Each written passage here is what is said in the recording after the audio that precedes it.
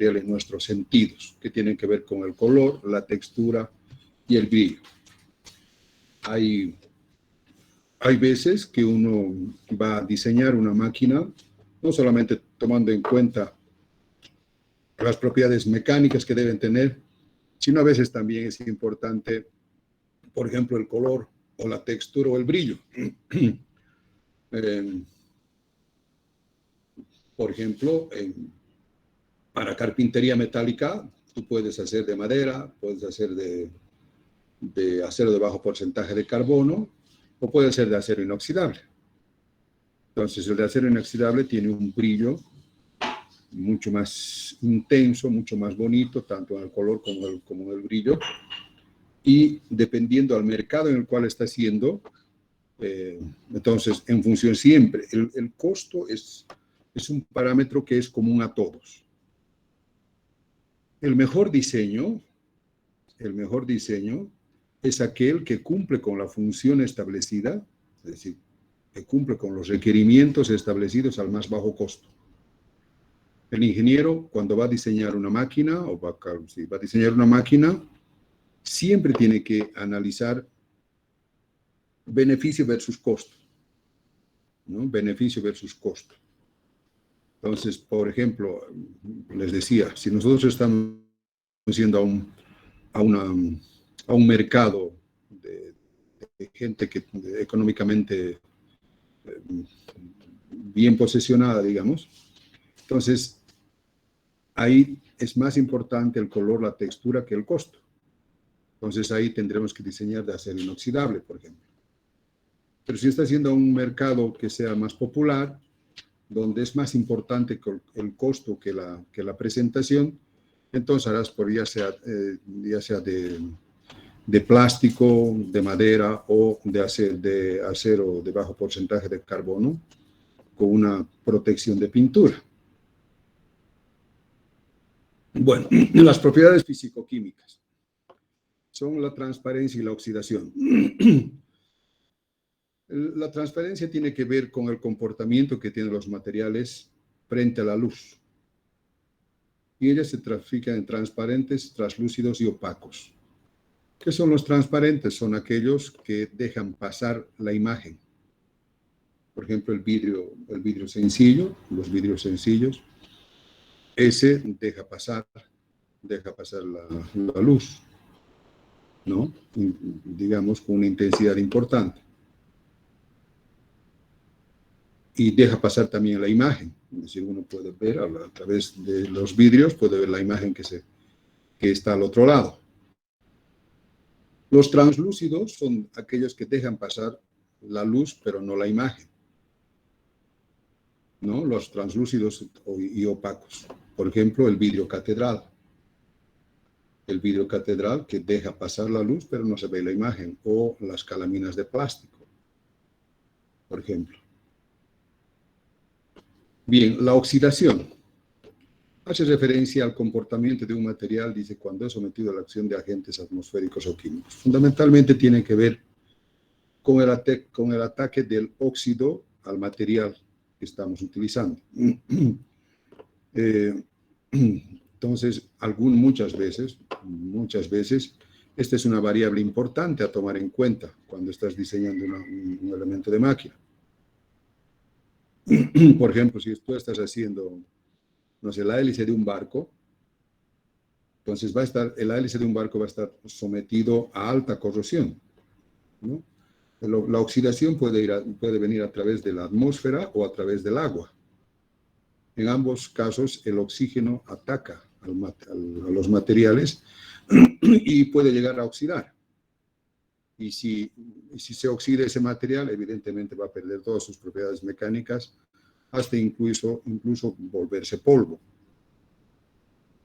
En algunos casos será importante, en otros no será tan importante. ¿Verdad? Entonces nosotros tenemos que ver cuando estamos diseñando el elemento de máquina cuán importante es la resistencia que tiene que tener la oxidación. Ahora, la oxidación aumenta con la cantidad de oxígeno que hay en la atmósfera. En lugares más secos tendrá menos riesgo de oxidarse que en lugares más húmedos. Y si está en agua, mucho peor. Por ejemplo, la oxidación acá en Cochabamba no es tan grave como, por ejemplo, es en el Chapare. En el Chapare hay que proteger mucho de la oxidación porque hay mucha humedad. Mucha humedad. En cambio, en Cochabamba menos y en el Alto menos, mucho menos. Y también tiene que ver con la temperatura, porque a mayor temperatura la capacidad o la resistencia que tienen los materiales a la oxidación disminuye. Entonces, si nuestro elemento de máquina va a estar sometido a altas temperaturas, hay que cuidar de la oxidación, hay que cuidar mucho más de la oxidación porque hay mayor riesgo de que se oxide. Esto es muy importante, muy importante. Tal es así, por ejemplo, estas cocinitas que venden ahí en la cancha, con sus hornillitas, que hacen básicamente sus hornillas, su estructura, que hacen de acero de bajo porcentaje de carbono. Acá funciona bien y dura 3, 4, 5 años, 10 años. Funciona muy bien. Pero en el Chapare, por ejemplo, un año no resiste. Se oxida y se va volviendo polvo de esas hornillitas. Entonces, pero de todas formas a altas temperaturas, ya sea en Chapare o en Cochabamba, a mayor temperatura la resistencia a la oxidación disminuye. Esto hay que tomar muy en cuenta al momento de elegir. Bueno, otra propiedad también es la conductividad térmica. La conductividad térmica básicamente es la facilidad que tiene un material para transmitir calor. Algunas veces esto es muy importante, ¿no? Este es muy importante para al momento de elegir un material para un elemento. En algunos casos necesitamos que sea muy buen conductor térmico y en otros casos, necesitamos más bien que sea aislante térmico. Casi todos los metales, vamos a ver que los metales que más se utilizan en el diseño de máquinas son, primero, el acero, por supuesto. Pero en el acero hay diferentes tipos de aceros de bajo porcentaje de carbono, mediano, alto, aleados, aceros inoxidables. Están los aceros, están las fundiciones. Tenemos al aluminio, tenemos al estaño, tenemos al cobre, tenemos al zinc, tenemos al bronce, tenemos al latón, tenemos al plomo, como materiales que se utilizan mucho en el diseño de máquinas. Y también tenemos los no metálicos, como por ejemplo las arcillas, todo lo que son cerámicas, diferentes tipos de cerámicas, el cemento, la cal, el yeso. También tenemos los plásticos, diferentes tipos de plásticos, los termoestables, los termoplásticos, los elastómeros. Tenemos maderas, diferentes tipos de maderas.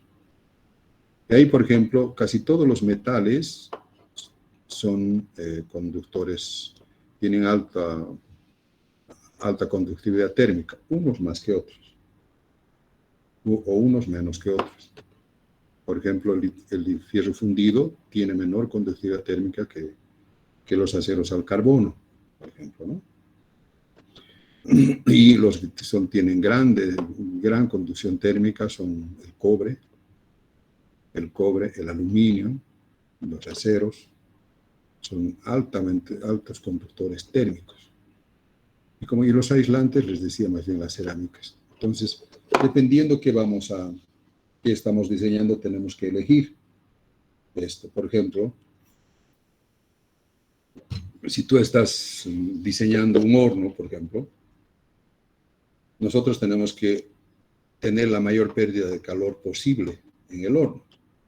Entonces, las paredes tienen que tener un bajo conductividad térmica, es decir, casi más bien tienen que ser aislantes.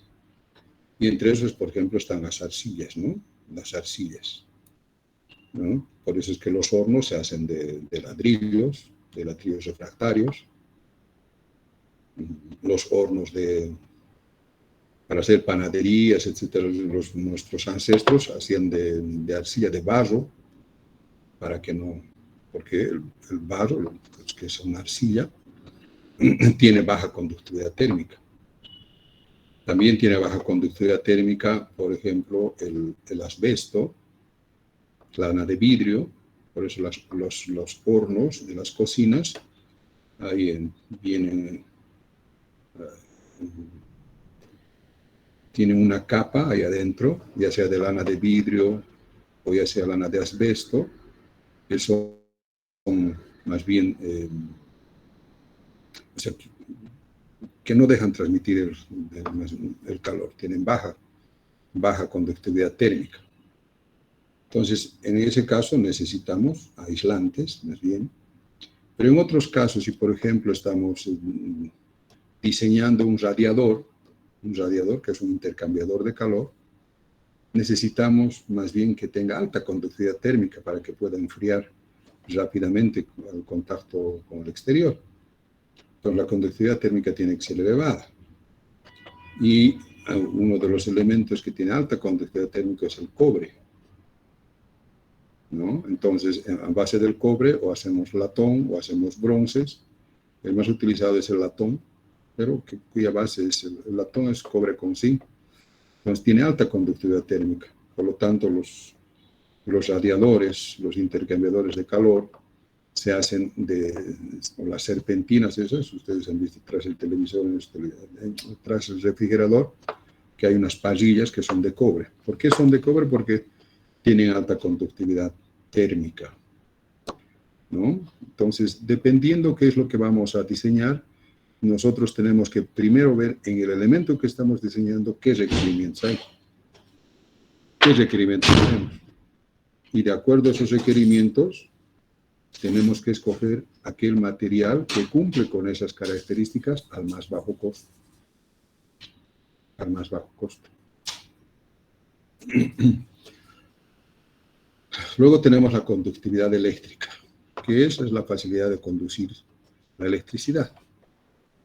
Nuevamente hay algunos que son altos conductores eléctricos y otros que más bien son aislantes. Casi todos los metales, oro, plata, zinc, cobre, casi todos, tienen una conductividad eléctrica muy alta. En cambio hay otros que son más bien aislantes. Y ahí tenemos, por ejemplo, las cerámicas, la madera, los plásticos. Los plásticos que son más bien aislantes eléctricos, no transmiten energía eléctrica, ¿no? Por eso que, por ejemplo, se utiliza cobre, porque tiene una alta conductividad eléctrica, pero se le forra con plástico para aislar la parte eléctrica, es decir, por seguridad, para que si alguien toca un cable, no te pase la corriente, ¿no? El cobre, por ejemplo, aquí el recubrimiento de plástico cumple dos funciones. Tal vez acá en la oxidación, les decía que la oxidación, casi todos los metales, la mayoría de los materiales tienen una baja resistencia a la oxidación. El aluminio, el cobre, los aceros, el plomo, se oxidan con facilidad, unas más que otras. En cambio hay otros, pero dentro de los metales también, el cobre también se oxida, ¿no? El cobre también se oxida. Pero hay algunos metales que no se oxidan, como por ejemplo el estaño, el níquel, el cromo, ¿no? Entonces, dependiendo qué es lo que vamos a hacer, qué elementos estamos diseñando, a veces necesitamos elegir un material que no se oxide, ¿no? Entonces, dependiendo a qué esté sometido, nosotros tenemos que elegir el material que vamos a hacer. En cambio, la madera no se oxida, ¿no? Las cerámicas tampoco se oxidan. En los aceros, los aceros inoxidables no se oxidan. El fierro fundido se oxida un poco, pero no mucho, dependiendo del porcentaje de carbono, también son resistentes a la oxidación. Y entonces, en este caso, como el cobre, primero es alta conductividad eléctrica, por lo tanto, y es barato, el oro y la plata tiene la mayor conductividad eléctrica, pero es muy caro, ¿no? Un elemento que también tiene alta conductividad eléctrica es el cobre, menos que la plata, por supuesto, pero es el cobre. Pero el cobre cuesta mucho menos que la plata. Entonces se utiliza cobre. Pero como el cobre se oxida, por lo tanto, tenemos que protegerlo para que no se oxide. Entonces, estos plásticos cumplen dos funciones. Uno, proteger de la oxidación al cobre. Y dos, como elemento de seguridad industrial para que no ocurra accidentes con las personas que vayan a manipular. El peso específico. El peso específico tiene que ver, es el peso por unidad de volumen. Ese es el peso específico. En general, los metales son más pesados que los no metales. Pero dentro de los metales también hay más materiales más pesados que otros. Y a veces es un factor también que necesitamos nosotros tomar en cuenta al momento de diseñar un elemento de máquina o un elemento de cualquier equipo. Por ejemplo, en la aviación, nosotros necesitamos que aparte que no se oxide, que tenga alta resistencia mecánica, etcétera, etcétera, que sea liviano. ¿No? Para poder levantar vuelo. Lo mismo con los barcos, en las lanchitas. Entonces, ahí dicen, a ver, ¿cuál es el más que cumple con esto? Y ahí tenemos que tomar en cuenta entonces el peso específico. Y vamos a ver después, por ejemplo, el acero tiene casi 7.000 kilos por metro cúbico. El agua, siempre hay que hacer referencia al agua, ¿no? El agua es 1.000 kilos por metro cúbico, es decir, una tonelada pesa 1 metro cúbico. 1 metro por 1 metro, por 1 metro de ancho, por 1 metro de alto, por 1 metro de longitud, y ese es 1 metro cúbico, pesa 1.000 kilos. 1.000 kilos. El aluminio pesa 2.700, más pesado que el agua. El acero pesa 7.000, 7 toneladas en 1 metro cúbico. El cobre, 8.500, 9.000. El plomo, 12.000. 12.000. Y el titanio, el tungsteno, pesa 18.000 kilos por metro cúbico. Entonces, a veces, no siempre, porque a veces es necesario que sean livianos, pero en otros casos necesitamos que sean más bien pesados. Y uno de esos ejemplos, por ejemplo, es el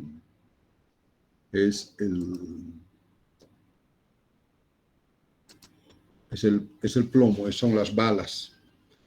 Una bala no es otra cosa que tiene una chapa que normalmente es de latón, y ahí adentro va plomo, pólvora y plomo. ¿Por qué plomo? Cuando era chiquito, y además cuando en algunas películas también he visto que había unos gángsters que utilizaban balas de plata. ¿No? Dicen, no, las balas de plata, puta. Eso es más mortal, más mortífero. Eso no es verdad. Y ahora se van a dar cuenta por qué. La fuerza de impacto tiene que ver con la cantidad de movimiento. Cuanto mayor cantidad de movimiento tenga al momento de impacto,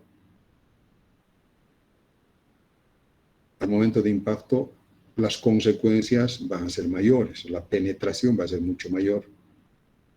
Y la cantidad de movimiento que es igual es masa por la velocidad. Wow, creo que ya hemos pasado un ratito. Vamos a crear otro grupo porque ya hemos pasado el límite de los 100. Debe estar viendo gente que no está pudiendo entrar.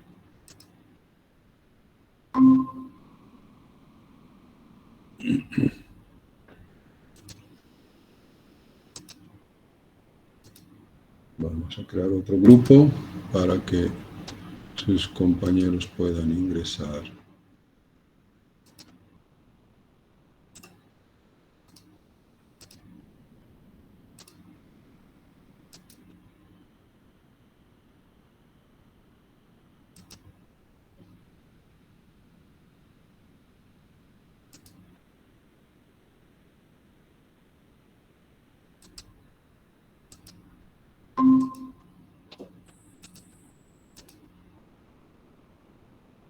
Bueno, ya hemos creado otro grupo para que aquellos que no pudieron entrar puedan participar de esto.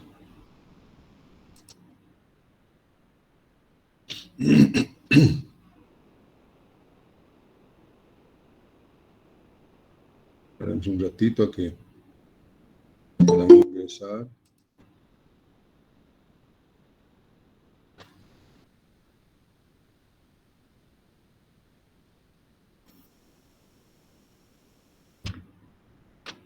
Bien. Continuamos entonces. Entonces les decía que el peso específico a veces es importante, a veces es un factor importante al momento de elegir un material. Para los que han llegado tarde, decíamos, por ejemplo, para la aviación es importante que el material que vamos a utilizar sea lo más liviano posible. Resistente a la oxidación, resistente a tensiones mecánicas, pero que sea liviano. Entonces, les decía que entre los metales, uno de los elementos más livianos que tenemos es el aluminio. El aluminio pesa 2.700 kilos por metro cúbico.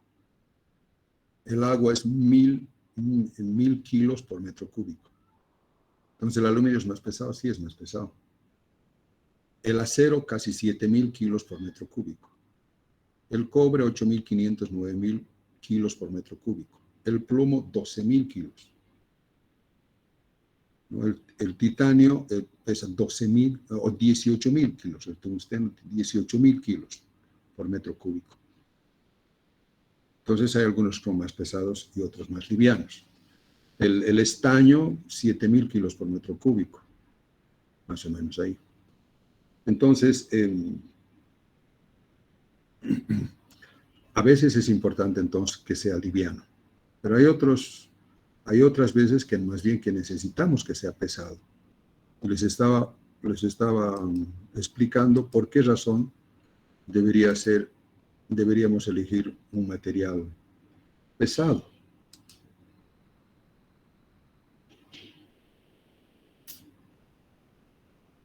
¿Sí? Ahí está. Aquí. Entonces decía que una bala tiene un casquillo que es un recipiente donde está metido la pólvora y la bala que va a salir. Entonces, la fuerza de impacto de una bala es directamente proporcional a la cantidad de movimiento que tenga en el momento de impacto. Y la cantidad de movimiento aquí es igual masa por la velocidad. Masa por la velocidad. Entonces, para una misma velocidad de impacto, para una misma velocidad al momento de impacto, mejor dicho, cuanto mayor masa tenga la bala, va a tener mayor fuerza al momento de impactar. Entonces, si el plomo pesa 12.000, la plata pesa 7.000 y el aluminio pesa 2.700, ¿qué nos conviene más? ¿De qué debiera ser la bala? ¿De qué material?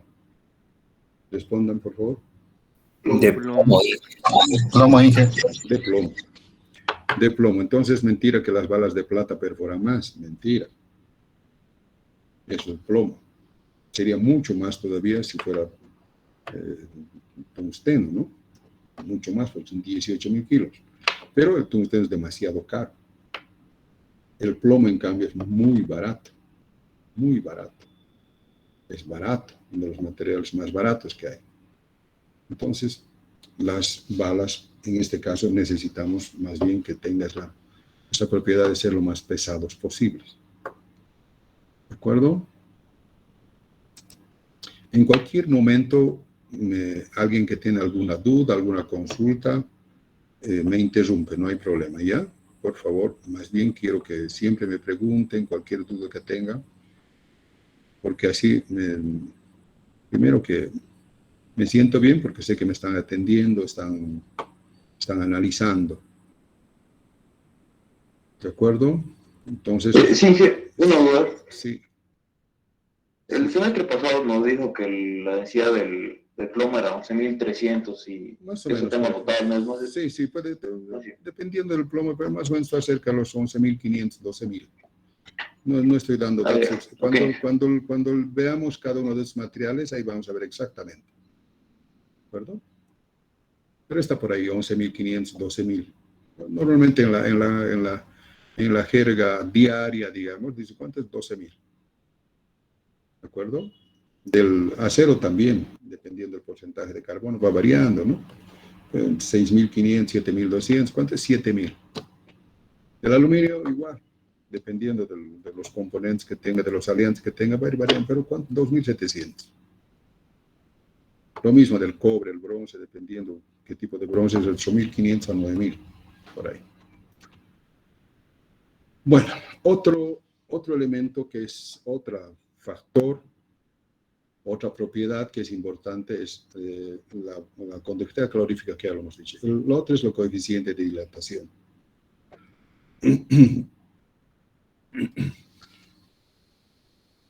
Todos los elementos, unos más que otros, se expanden con el calor y se contraen con el frío.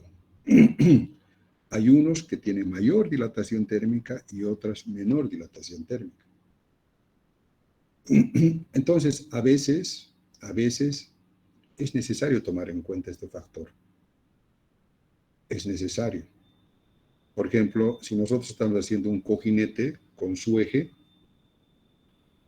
todo elemento que está sometido a fricción, todo elemento que esté sometido a fricción, a rozamiento, siempre genera calor.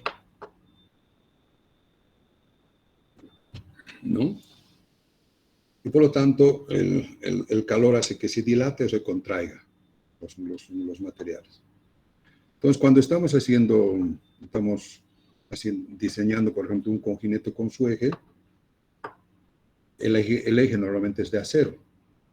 Entonces, el acero tiene una dilatación térmica importante. En cambio, el bronce tiene menor dilatación térmica. Entonces, si nosotros hiciéramos de acero con acero, aparte de que debe tener otras propiedades, entonces si los dos se dilatarían y se contraerían con el frío y con el calor, estando en frío, el rozamiento aumentaría, el desgaste sería excesivo. Y si con el calor se dilata demasiado, ya también habría demasiada holgura.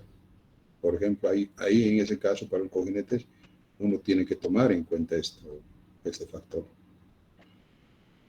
O cuando los elementos van a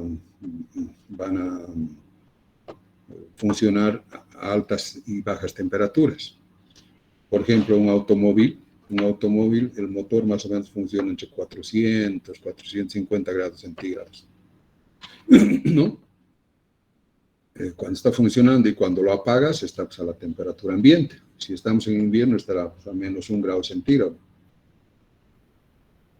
Entonces, ahí se contrae y cuando empieza a funcionar, se va dilatando.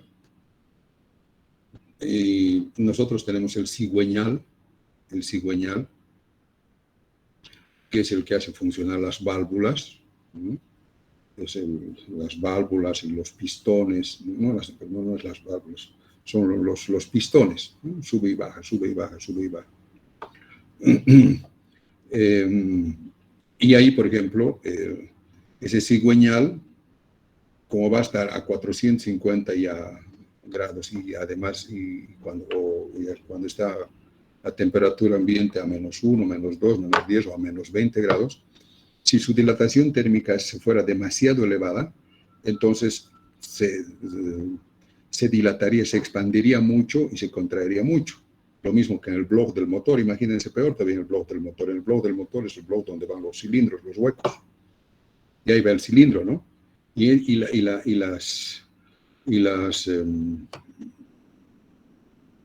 Las holguras entre la anilla y el cilindro tienen que ser mínimas, mínimas.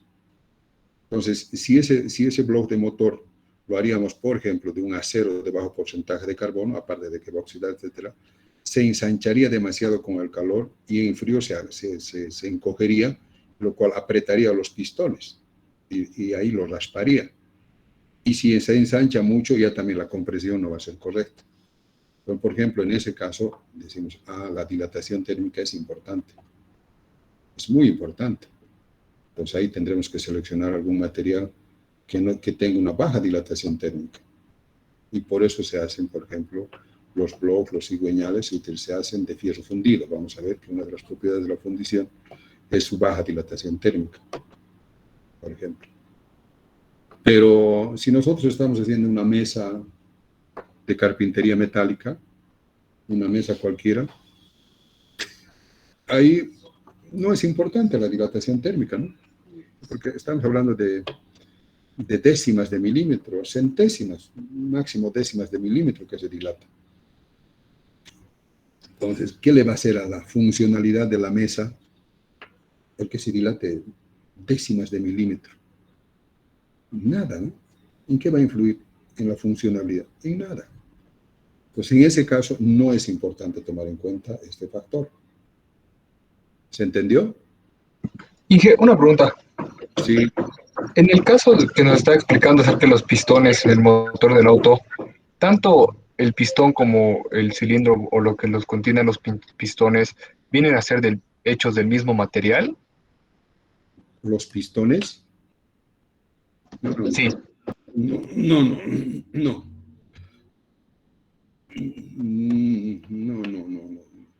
En general uno no sabe. Es un know-how de las empresas, de las empresas automotrices, la composición del material que van a utilizar. Pues, básicamente es de ellas. Pero en todos los casos, el bloque del motor es de fundición. No solamente por eso, sino porque a altas temperaturas, por ejemplo, no podríamos hacer de un acero de bajo porcentaje de carbono, porque a altas temperaturas se va a oxidar. Entonces, para un bloque de un motor, por ejemplo, tenemos que decir, ok, a ver, ¿qué tiene que tener un bloque de motor? Primero, tiene que tener alta resistencia a la oxidación a altas temperaturas, ¿no? Y lo otro, tiene que tener una buena tenacidad, porque explota, boom, boom, boom, boom. Tiene que tener buena resistencia a tensiones, porque al explotar ahí, el cilindro expande ahí adentro, ¿no? Y tiene que tener una baja coeficiente de dilatación térmica. Entonces, bajo estos requisitos, uno va eligiendo, digamos, de acero al carbono, de bajo porcentaje de carbono se va a oxidar, ya no nos sirve. De mediano no nos sirve. De alto porcentaje de carbono todavía se va a oxidar, pero aliado podría funcionar, sí, pero su dilatación térmica ya no da, no da, porque su dilatación térmica, aunque sea aliado, es muy elevada.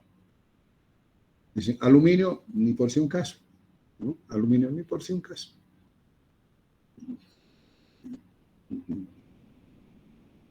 Los motores de los Volkswagen antes venían de aluminio, pero que tienen unos cilindros que vienen o sea, que se encajan dentro del aluminio, altamente resistentes, y esos cilindros los que soportan Pero el cigüeñal, aún así el cigüeñal, por ejemplo, de los petas, no es de aluminio, es de fierro fundido, por ejemplo. ¿No? Ahora, ¿los pistones de qué están hechos? No sé, por lo que veo, no están hechos de fierro fundido. Están hechos por forja. Y ahí también vamos a ver que los materiales que están fabricados en forja tienen mayor resistencia a los impactos, mayor resistencia a las tensiones, mayor resistencia a la oxidación. Y además seguramente tiene un montón de aliantes que la hacen resistente. Tengo idea de más o menos cómo debieran ser, o va a ser de fundición o va a ser por forja. Pero va a ser pero con seguridad que va a ser un material que tenga una baja dilatación térmica y una alta resistencia a la oxidación. ¿Está? ¿Está claro? ¿Todavía tienes alguna duda? No, todo está más claro, Inge. Gracias. Y en algunos casos, cuando, al momento de diseñar, puede ser que elijamos un material que, por ejemplo, para una estructura metálica, cuando uno está haciendo las cerchas, uno no toma en cuenta la dilatación térmica. Al momento de calcular, de diseñar, de fabricar, no toma en cuenta. Pero si no tomas en cuenta en el montaje, puede ser que tengas accidentes. Una cosa que a mí me ha ocurrido, siempre lo cuento para esto entender.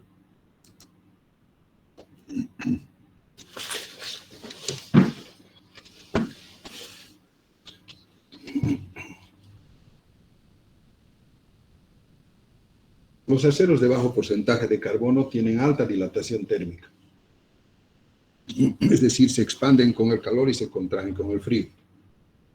Entonces, a mí me ocurrió, tuve la oportunidad de hacer una auditoría a un accidente que ocurrió en una iglesia. Bueno, en la iglesia aquí tenía columnas de hormigón y aquí tenía una cercha que habían hecho, ¿sí? ¿Y yo puedo subir un poco tu cámara? No se alcanza a ver. Ya. Bueno, era así, columnas de hormigón. Y aquí pusieron un techo de cercha, de angulares. ¿Y qué hicieron en el momento de montaje? Aquí salen unos fierros del hormigón y aquí los soldaron. A este lado también los soldaron. ¿Qué pasó? De día, con el calor, esto se expande. O sea, no hay forma de que puedas detener las fuerzas de dilatación térmica. Se tiene que dilatar, sí o sí. La fuerza que hace es enorme. Entonces, ¿qué hicieron? Como lo soldaron aquí, no había dónde expandirse. Entonces, ¿qué es lo que ha hecho? Ha empezado a abrir estas columnas. Entonces, de días los abría y de noche los cerraba. Bueno, se ha ido fatigando el material y al cabo de un tiempo, ¡pum!, se ha caído. Entonces, en las cerchas, cuando tú estás haciendo cerchas, por ejemplo, en el montaje, tú tienes que tomar en cuenta que el acero se va a dilatar. Entonces, ¿qué haces? Tienes que colocar a un lado un apoyo móvil, es decir, que vaya y que venga, que vaya y que venga, para que no afecte a la columna. Y esto es muy importante. En cambio, si fuera de madera, la cercha, no, porque la madera tiene baja dilatación térmica. ¿Está?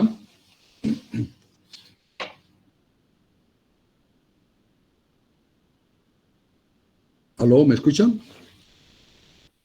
Sí, ingeniero. Sí, que... Bien. Entonces, a veces la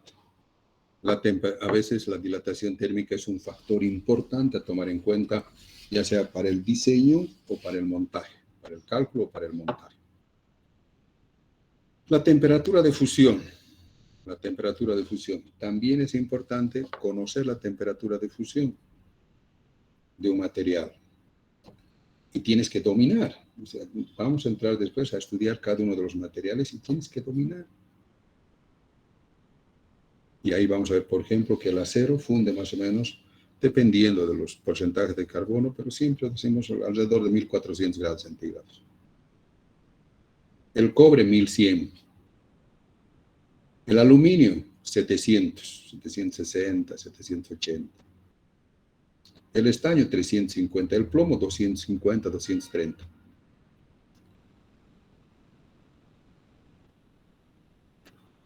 ¿No?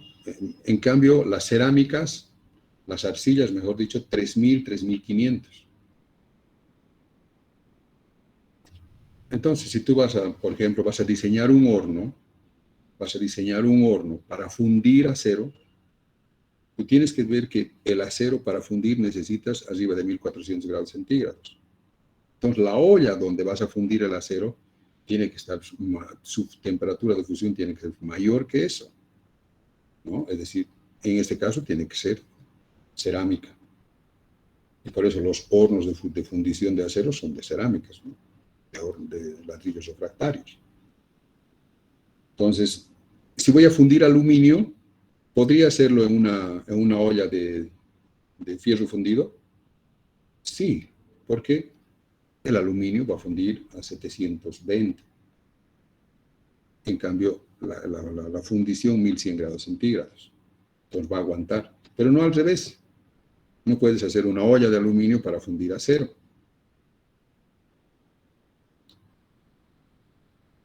Entonces, las temperaturas de fusión a veces son importantes dependiendo a cuánto va, a qué temperatura va a trabajar.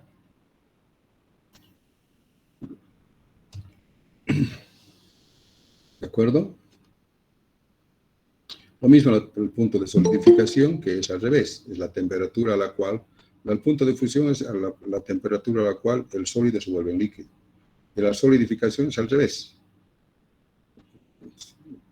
De líquido se vuelve en sólido. Bueno. A ver, por ejemplo, hasta acá. Vamos a ver un ejemplo. Supongamos que vamos a hacer una olla. Y a ver, ¿qué requerimientos tenemos en una olla? ¿No? Primero, para hacer la olla necesitamos embutir las ollas, ¿no? Entonces tiene que ser fundamentalmente plástico. Tiene que ser dúctil. Vamos a ver enseguida qué es dúctil. Tiene que ser dúctil. Bien, pero aparte de eso, ¿qué tiene que ser? Tiene que ser resistente a la oxidación, porque está con agua. Y además está a temperaturas elevadas. Ya hemos dicho que a temperaturas, cuando sube la temperatura, la oxidación aumenta.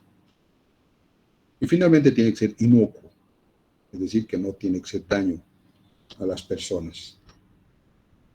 Entonces decimos, a ver, para esto, ¿cuáles pueden ser? Y también tiene que ser, cuanto más liviano mejor. Cuanto más liviano mejor. Imagínate una olla de plomo, pesadísimo. Entonces, y la temperatura, su temperatura de fusión tiene que ser relativamente elevada, ¿no? Porque, a ver, en general, cuando uno está en el chapare, el agua hierve a los 100 grados centígrados. Entonces se va a mantener a los 100 grados centígrados a medida que se va evaporando. Cuando la olla tiene agua, va a estar entre los 100 y 120 grados centígrados aproximadamente la olla. Tal vez un poquito más, 150 grados centígrados. Pero si por alguna razón la doña se ha olvidado apagar y se ha evaporado el agua, entonces la olla va a empezar a calentarse, a subir la temperatura, porque la temperatura del fuego está arriba de los 1100, 1200 grados centígrados, el fuego del gas. Entonces, hay que tomar también en cuenta eso. Entonces, la temperatura tiene que ser más o menos elevada, importante. Entonces ahí decimos, a ver, ¿cuáles son? A ver, de todos los que nos... Puede ser, ahí tenemos el resistente a la oxidación. Resistencia dentro de los aceros, ¿cuáles tenemos? Los aceros inoxidables. ¿Ok? Puede ser acero inoxidable. Otro que es resistente a la oxidación es el aluminio. El aluminio, si bien se oxida, a ver, el acero, los aceros al carbono, se oxidan hasta volverse polvo. El óxido le va atacando, hasta comérselo todo. En cambio, el aluminio y el cobre no. Porque apenas sale del horno, el aluminio sale brillando. Pero sale y está en contacto al aire, inmediatamente se oxida. Se vuelve opaco la superficie. Y genera un óxido que se llama óxido de aluminio, la alúmina. Y esta capita se vuelve muy resistente a la oxidación. Es decir, se oxida esa capita, pero ya no puede oxidarse más hacia adentro. Esa misma capa se protege. Entonces, ¿el aluminio para la olla puede servir? Sí. Sí. No se va a oxidar. Muy bien. ¿Es liviano? Perfecto. También sirve. Su temperatura de fusión, 730 grados centígrados. Va a funcionar. Pues ya tenemos el acero inoxidable. No se va a oxidar. Bien. Es inocuo. Bien. No hace daño al ser humano. Bien. ¿Qué más hemos dicho? Su temperatura de fusión, 1400 grados centígrados. ¿Está bien? No. Ok, puede resistir, sí puede resistir. La fundición puede resistir, sí, pero es muy pesado. Es muy pesado. Además que es difícil, ni siquiera es muy pesado, estoy hablando acá. O sea, tiene más o menos 7000 kilos también, solo que en fundiciones, cuando veamos, no se puede fundir placas muy delgadas. Es difícil fundir. No hay chapas de fierro fundido de 1 milímetro de espesor, porque no es posible hacer por la forma de cómo se fabrica el fierro fundido, entonces no se puede. De aluminio puede ser, de cobre puede ser, sí, puede ser, de cobre, ollas de cobre, de hecho antes se usaba. ¿Qué más podemos hacer? De arcillas, sí, puede ser de arcillas, también, porque es resistente a la oxidación, alta temperatura, muy nocivas no son. Puede ser también de cerámica. ¿Puede ser de madera? No, porque su temperatura de fusión es demasiado bajo. Demasiado bajo, 80 grados, algunas maderas ya están incendiando. Se va a incendiar. De plástico, tampoco. Su temperatura de fusión es demasiado baja, 60 grados, algunos 80 grados. ¿No? Entonces, ¿qué nos queda? Nos queda inoxidable, nos queda aluminio y nos queda cerámica. Bueno, entonces ahí vienen algunos otros factores. Por ejemplo, decimos, a ver, nosotros en general se requiere que cierta tenacidad, porque si alguien lo hace caer al lavar la ollita, que no se rompa. Ahí, por ejemplo, ahí ya va perdiendo las ollas de barro, porque se rompe. Pero es el más barato de todos. Ah, sí, puede ser. Entonces, es muy, muy barato en relación al barro. Sí, la 10ª parte cuesta.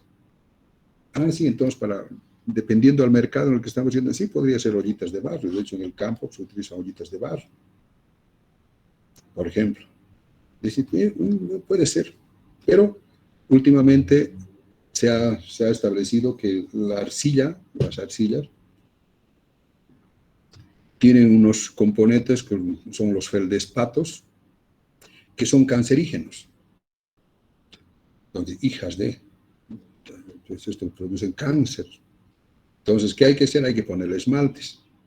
De tal manera que hoy día toda la cerámica que viene para ollas, para todo aquello que esté en contacto con alimentos, viene con esmaltes que protegen, justamente para que cubren la superficie de la arcilla, ¿no? Todos aquellos que incluso están fabricando acá en Tarata, en Lisa, por esos lugares, hoy día ya vienen esmaltadas, porque hoy día la norma te dice eso. Antes no era así, antes era solamente directamente así, con algún esmaltito así para que brille nada más. Bueno, pero podría ser, ¿ok? El aluminio. Sí, es liviano, no se oxida, su temperatura relativamente resistente, bien, podría funcionar, pero ha pedido otra norma. Por ejemplo, para Bolivia está bien. En Bolivia las normas de calidad aceptan las ollas de aluminio. En Europa no, en Estados Unidos no, porque nuevamente en los últimos tiempos se ha establecido que el óxido de aluminio también es cancerígeno. Entonces, Europa y Estados Unidos ha prohibido totalmente que, que todos estos envases o utensilios de cocina sean de aluminio, porque supuestamente son cancerígenos. Entonces, pero para Bolivia podría ser sí, porque aquí no hay esa norma, el cliente no te exige y es más barato, entonces se puede hacer. Y luego viene el acero inoxidable. No se oxida, es tenaz, tiene una buena temperatura alta temperatura de fusión, pero es caro, sí, pero y es inocuo, sí, inocuo totalmente se ha comprobado que es totalmente inocuo. Entonces, para el mercado de Estados Unidos, de Europa, dice, no, tiene que ser de acero inoxidable. ¿No? Entonces, dependiendo de cada uno de los requerimientos que se tiene y al mercado que se está yendo, tú tienes que establecer cuáles son las propiedades más importantes que debe cumplir tu elemento de máquina o tu producto o tu equipo. Tienes que ir viendo cuál es el mejor. ¿De acuerdo? ¿Se entendió? Sí. Les reitero, cualquier duda que tenga, me llaman, pues, me dicen. Bueno, las propiedades mecánicas, dice, son aquellas que están relacionadas con el comportamiento del material cuando se somete a esfuerzos. Hay diferentes tipos de esfuerzos. Una de ellas, muy importante, es la dureza. ¿Y qué es la dureza? Es la resistencia a la rayadura o desgaste por fricción o a la penetración. Aquí falta por fricción o penetración. Penetración.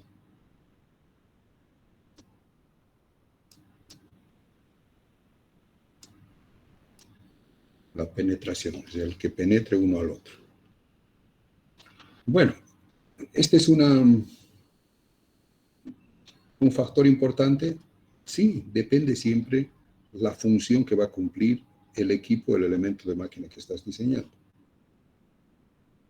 Por ejemplo, en algunos casos yo necesito que sea muy resistente al desgaste. O sea, porque está funcionando a fricción. Por ejemplo, una matriz. Si esto fuera una matriz de embutido, aquí vamos a embutir, por ejemplo, una olla, aquí viene una plancha de aluminio, viene un punzón y lo va a embutir y aquí se va a hacer la olla. Entonces, esta matriz está altamente sometido a fricción, ¿no? Aquí va a friccionar toda esta parte al embutir a la olla de aluminio.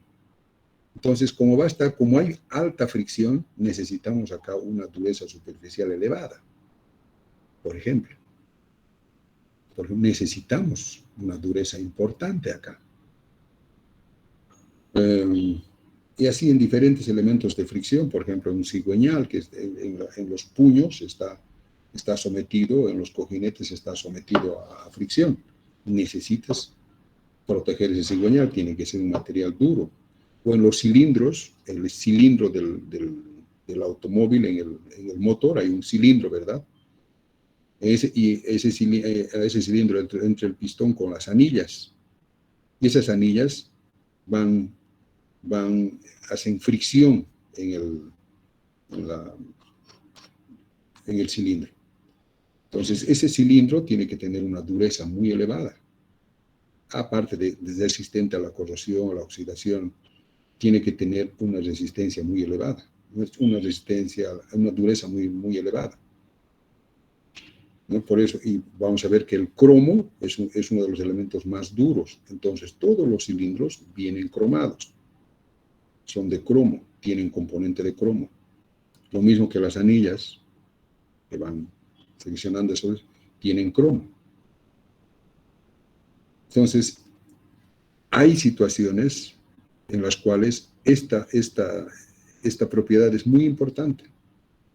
Entonces, en todos los materiales que están sometidos a desgaste, a fricción o a abrasión, que después vamos a ver, o a abrasión,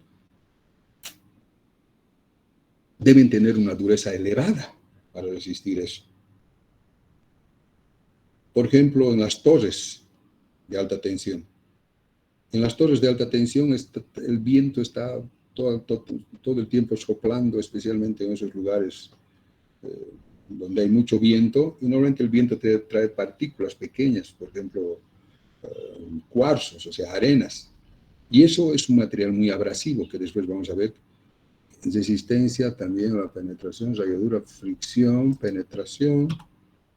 Y vamos a poner acá, para que sea más completo, y abrasión, o abrasión.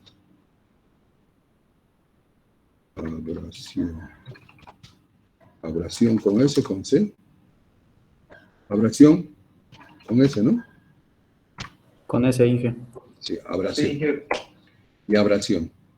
Entonces, ahí, por ejemplo, tenemos que decir, tenemos que elegir un material que sea resistente a la abrasión.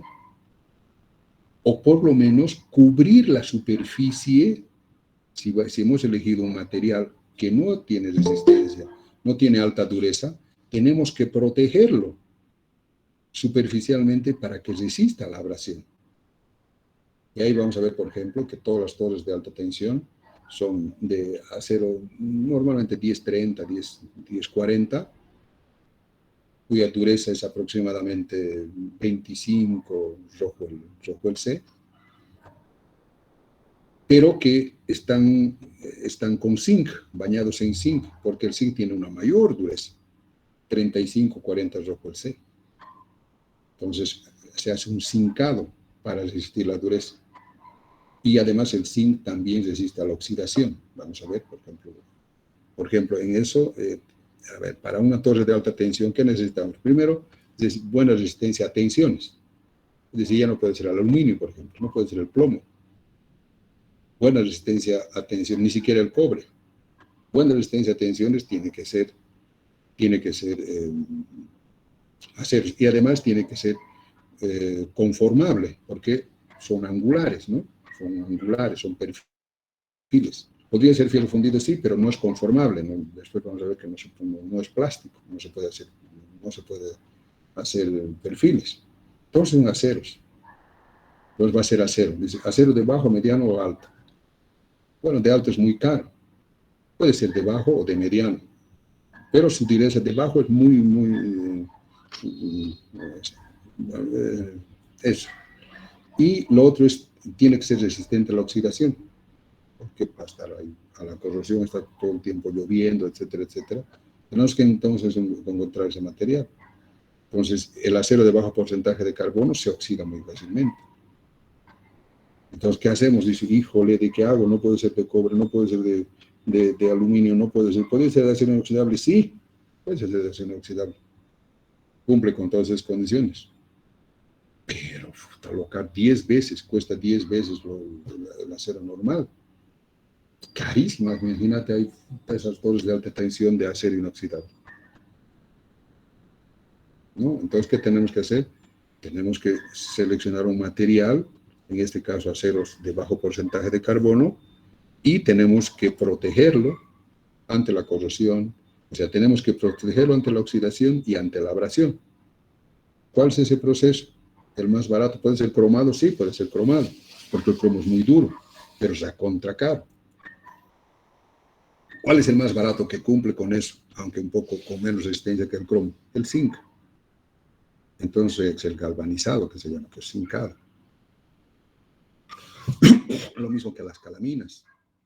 Están mucho sometidos a abrasión, entonces todas las calaminas son galvanizadas, ¿no? Entonces, la dureza es muy importante. Y a veces tenemos que jugar también. Y esto es importante entender acá.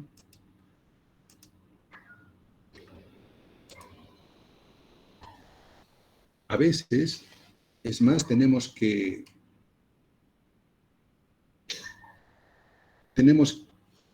combinar durezas. Tenemos que combinar durezas.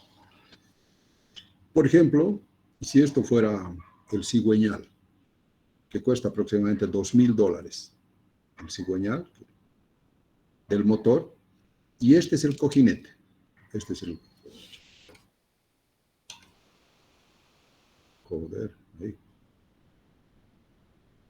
Este es el cigüeñal que gira y este el cojinete donde va a apoyarse. ¿Están sometidos a fricción? Sí. ¿Ambos tienen que ser duros para resistir el desgaste? No. ¿Por qué? Como ingenieros, si están sometidos a fricción, ¿se van a desgastar? Sí. Sí. Pero tú no puedes correr el riesgo de que el cigüeñal se desgaste. A ver, y no hay en libros, esto me lo enseñó un suizo. Le agradezco a Pedrito. Yo cometí un gran error en esa época. Uno va aprendiendo en la vida. Cometí un gran error. Como 1000 maquinitas les voy a contar, no tengo por qué ocultar, porque es así como uno va aprendiendo. Estas cosas yo nunca me habían enseñado, ni había en la bibliografía. Entonces yo hice un sistema de biela manivela, ¿no? Acá una biela y manivela que era para descascarar las almendras, ¿no? Entonces, normalmente se hace de fierro fundido, son de fundiciones, pero yo diseñé un mecanismo que era mucho más barato que estas fundiciones. Además que en estas fundiciones es un sistema con cremallera y engranajito, que cuando se desgastaban tenías que desechar todo. Entonces yo diseñé un mecanismo que era un mecanismo biela manivela, que básicamente lo que hacía era, a través de esta biela manivela que subía y bajaba, en este sistema biela manivela, esto recorría aquí, subía, recorría acá, bajaba, ¿no? Así. Pero entonces tenía, esto estaba acá, estaba agarrado así a la probeta que va a romper, a la prensa que va a romper. Entonces, aquí esto, con pernito, entraba y salía y hacía que esto gire así. Entonces, yo le hice esto, dije, bueno, tiene que ser duro. Entonces le he puesto un acero de SAE 1045, bastante durito, esto, ¿no? 10. Y el pernito que fui a comprar, dije, como va a estar sometido a desgaste, he ido a comprar un grado 4 de buena dureza. Una belleza, porque el tipo se ha ido totalmente, ¿no? 1000 piezas se lo ha llevado. Hay una fábrica, chocho. Al cabo de, no sé, un mes, puta, viene con ese ingeniero que ha hecho, mira lo que ha pasado. Puta, resulta que se ha hecho mierda. En algunos se ha hecho mierda el tornillito y en la mayoría se ha hecho mierda la orejita. Y la orejita, como estaba soldado acá, era carísimo porque había que cambiar toda la pieza. Hijas de qué hago. Y ahí es donde el Pedrito, feliz, había un suizo que estaba haciendo pasantía con nosotros, y le explico, a ver, ¿qué ha pasado, Guido? ¿Por qué ha sido esto? Y le explico, le digo, no, está sometido a desgaste, entonces he elegido acá un acerito más o menos duro, un 1045, y he elegido para el pernito un grado 4, para que resista más. Seguramente había que templarlo mejor, yo pensando, no, hay que templarlo esto, así va a resistir más.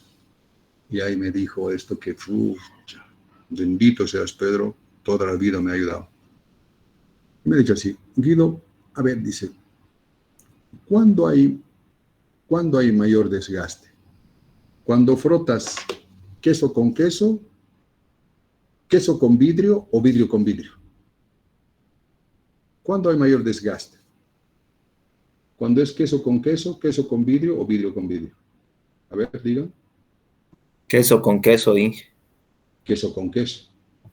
Ese es el peor escenario, ¿no? Que los dos sean blandos, mierda, es el peor escenario. Es como frotar queso con queso. Entonces, cuando los elementos están sometidos a fricción, jamás tienen que ser blandos los dos. Nunca. El otro escenario, el otro extremo, es vidrio con vidrio. Va a durar más, mucho más, por supuesto, que es lo que yo había hecho, vidrio con vidrio.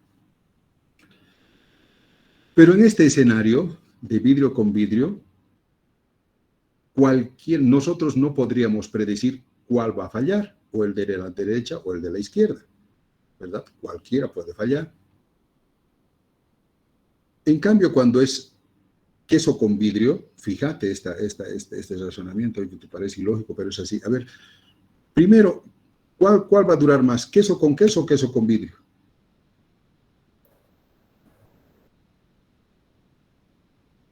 Queso con vidrio. Queso con vidrio. Queso con vidrio. Fíjate, es preferible que sea el uno duro y el otro blando para que el blando dure más. Porque blando con blando es como frotar queso con queso y se va a hacer miércoles. Cuando frotamos queso con vidrio, va a durar más el queso. Pero además, yo estoy seguro de que ¿cuál va a fallar? ¿Cuál se va a desgastar? ¿El queso o el vidrio? El queso. El queso. El queso. El queso. Entonces, siempre que estamos eligiendo materiales que estén sometidos a fricción, nunca debe ser ni queso con queso ni vidrio con vidrio. Yo el error que cometí fue vidrio con vidrio. Y es así que en algunos casos se desgastó el pernito y el pivote y en otros casos se desgastó la horquilla. Entonces, ¿qué debiera ser? Debiera ser queso con vidrio. En este caso, ¿cuál debía ser el queso? ¿El pernito o la horquilla? El perno. El perno. El perno. Entonces el perno se desgastaba y cambiabas nomás, no iba a desgastarlo a la horquilla. Y esa fue la solución. Y por lo tanto, siempre, hijo, muchacho, muchacha, acordate de esto que te estoy diciendo. Jamás queso con queso ni vidrio con vidrio. Siempre queso con vidrio. ¿Cuál va a ser el queso? Aquel elemento que es más barato, más fácil de poder reponerlo.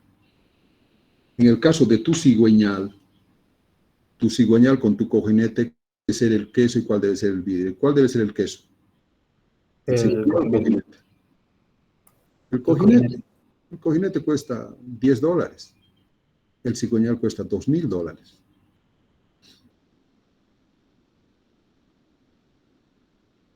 Entonces,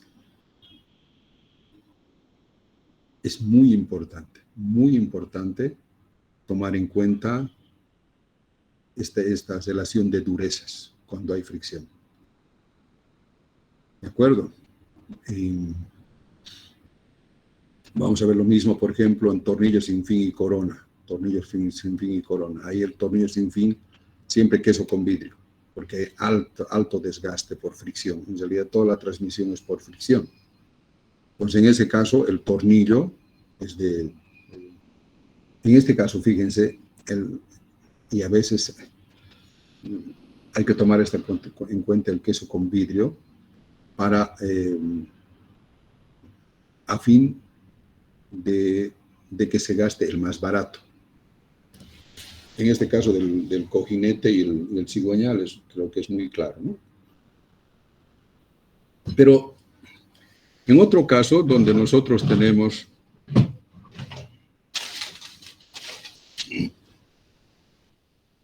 por ejemplo, el tornillo sin fin y corona,